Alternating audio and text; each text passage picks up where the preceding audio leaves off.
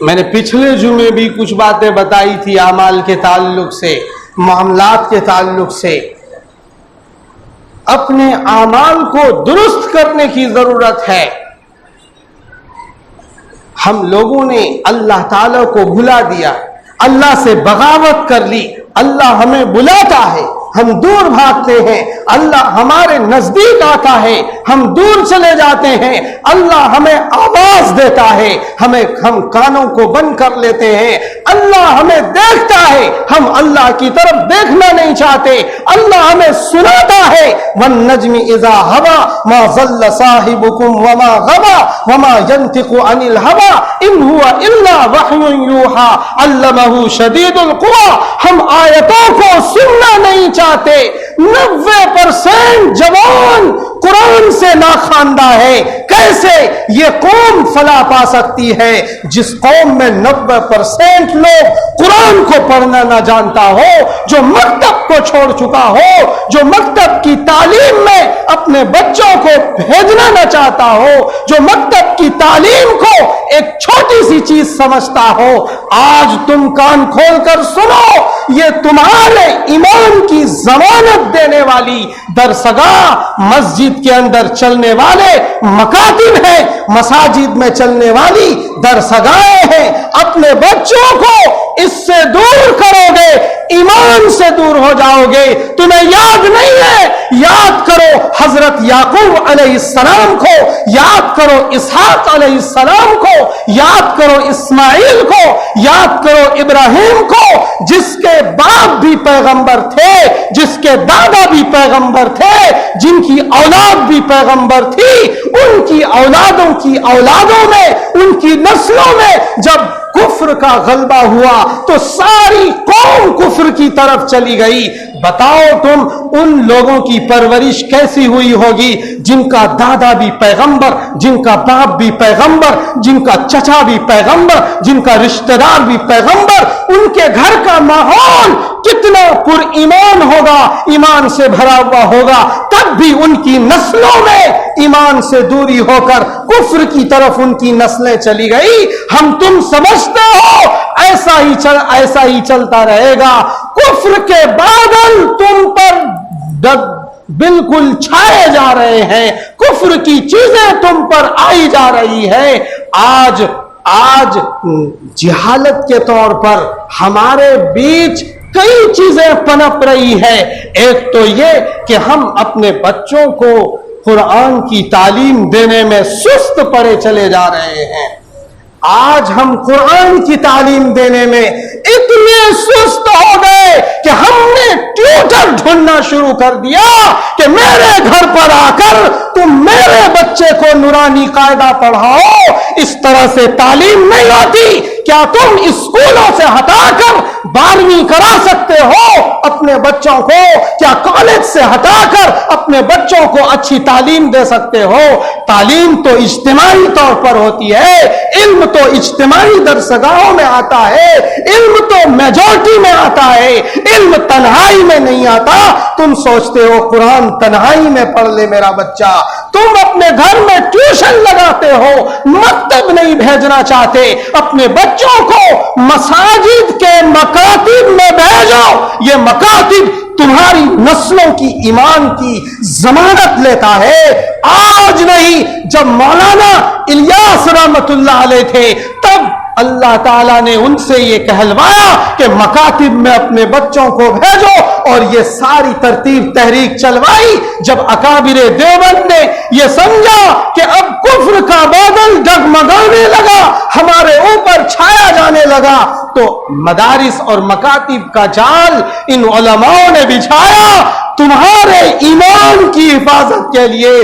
तुम सोचते हो मदरसे इसलिए बनते हैं कि ये जॉब दिलाएंगे, मदरसे और मकतब इसलिए खुलते हैं कि तुम्हें पैसे कमाने का हुनर बताएगा, मदरसे मकतब इसलिए बनाए जाते हैं कि तुम्हारी नौकरियां लगेंगी।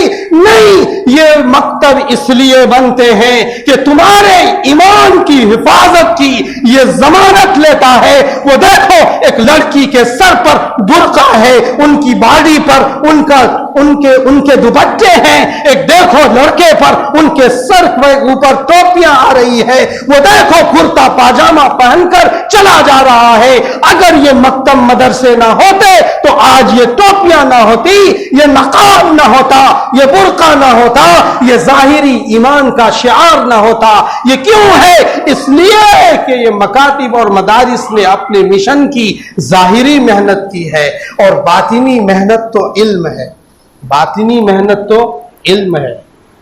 अल्लाह ताला दावत व तबलीग वालों को बेशुमार उनको अजर अता फरमाए कि देखा हमने जब इब्लीस समुंदर पर कॉन्फ्रेंस करता है, जब इब्लीस एक ही है जो वो वाला इब्लीस है, यानी जिसने आदम को सजदा नहीं किया, उसके अलावा इब्लीस की जुर्रियत है लातादाद और बेशुमार जुर्रियत है इब्लीस की, जो अमेरिका में काम कर रहा है, जो इंग्लैंड में काम कर रहा है, बेशुमार शैतान है जो तरह हर आबादी में हर इंसान के साथ लगा हुआ है।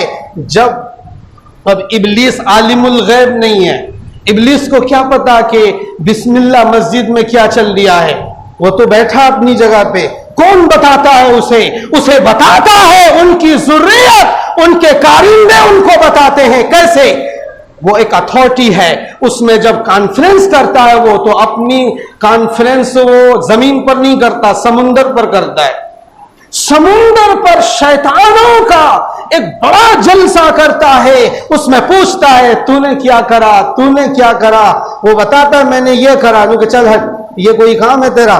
नुके तुमने क्या करा? नुके हमने ये गुनाह करवाया, चल हट। तुमने क्या करा? नुके जी हमने ये करा। ये सब कोई नहीं, ये बताओ कि ईमान से हटाकर, ईमान वालों के बच्चों को कुरान से हटाकर लहव लाइब में किसने लगाया? क्योंकि मैंने लगाया। आ जाओ आगे। ये इब्लीस का काम है, अपने तख्त पर बैठकर वो उन्हें शाबाशी देता है। ये दावत तबलीग वाले कारगुजारियां लेते हैं अपने मिंबर पर बैठकर। बताओ कॉलोनी से नमाजियों बेनमाजियों को किसने बुलाया, और जो गलत तरीके पर गलत रास्ते पर चल रहे थे उन्हें किसने यहां पर बुलाकर मस्जिद में लाया? ये एक मेहनत हो रही है, लेकिन ये इल्म की मेहनत तो मकतब में होगी। कुरान पढ़ना मकतब में आएगा, दर्स और तदरीस का निजाम मकतब में आएगा। इसलिए अपने बच्चों को कुरान से जोड़ो, कुरान सिखाओ। रहा रोजी का मसला, मन यत्तकिल्लाहु यजअल लहू मखरजा व यरज़ुक़हु मिन हैथु ला यहतसिब। जो अल्लाह से डरेगा, जो अल्लाह से खौफ खाएगा, कौन से अल्लाह से? उस अल्लाह से जो तुम्हें मौत देता है, उस अल्लाह से जो तुम्हारी जिंदगी का मालिक है, उस अल्लाह से जिसने सैकड़ों नमरूदों को तबाह किया, उस अल्लाह से डरो जिस अल्लाह ने हजारों फिरौनों को तबाह बर्बाद किया। उस अल्लाह से डरो जो जिब्रील को मौत देगा, जो इस्राइल को मारेगा, जो इसराफील को मौत देगा। उस अल्लाह से डरो। अल्लाह ताला तुम्हें रोजी उस जगह से देगा जिसका तुम गुमान भी ना कर सकते हो। मेरे भाइयों, अपने को बदलने की जरूरत है, अपने को समझाने की जरूरत है। वो देखो असम में, वो देखो यूपी में मदरसे की छानबीन शुरू हो गई। तुम कहते थे कि मदरसे में इसे मरकजी एजुकेशन बोर्ड से, मदरसा एजुकेशन बोर्ड से जोड़ दो। वो देखो जिन लोगों ने जोड़ा आज उनके सर पर बादल मंडला रहा है। वो देखो जो मदरसे आजाद थे, जो आपकी ज़कात से चलते हैं, जो आपके सदकों से चलते हैं, जो आपके अतियात से चलते हैं, उन मदरसों का सर्वे शुरू करा दिया गया है ताकि बिला वजह उन पर तरह तरह की बातें लगाकर हरासमेंट किया जाए, उलमाओं को बंद किया जाए। तो इस तरह से हालात बनाए जा रहे हैं। बहरहाल हमारा ये काम नहीं है, ये बड़े उलमाओं का काम है कि वो क्या करेंगे। हमारा काम तो ये है कि एच ब्लॉक का एक एक बच्चा, एक एक अब्दुर्रहमान, अब्दुल्ला, खालिद और अबू बकर, उमर, उस्मान और गनी, ये सब मस्जिद में आए, एक एक एक फातिमा और बिल्किस और जैनब और रुकैया मस्जिद में आए और हमारे मकतब में वो सीखे। अर्रहमान अल्लमल कुरान खलकल इंसान अल्लमहुल बयान, हमारे मकतब में आए, वो सुनाए अल्हम्दुलिल्लाहि रब्बिल आलमीन अर्रहमानिर रहीम। हमारे मकतब में आए और वो अपने सीने को ईमान से मामूर करे। मेरे भाइयों, आप अगर गौर न करोगे तो 25 साल के बाद इस मुल्क की हालत, ईमान वालों की हालत दूसरे रंग में चली जाएगी। इसलिए फिक्र करने की जरूरत है, समझने की जरूरत है। एक एक बच्चा मस्जिद के मकतब में आना चाहिए। हम उन्हें सिखाएंगे कि हसनैन इस तरह खेलते थे, हसन हुसैन इस तरह पढ़ते थे।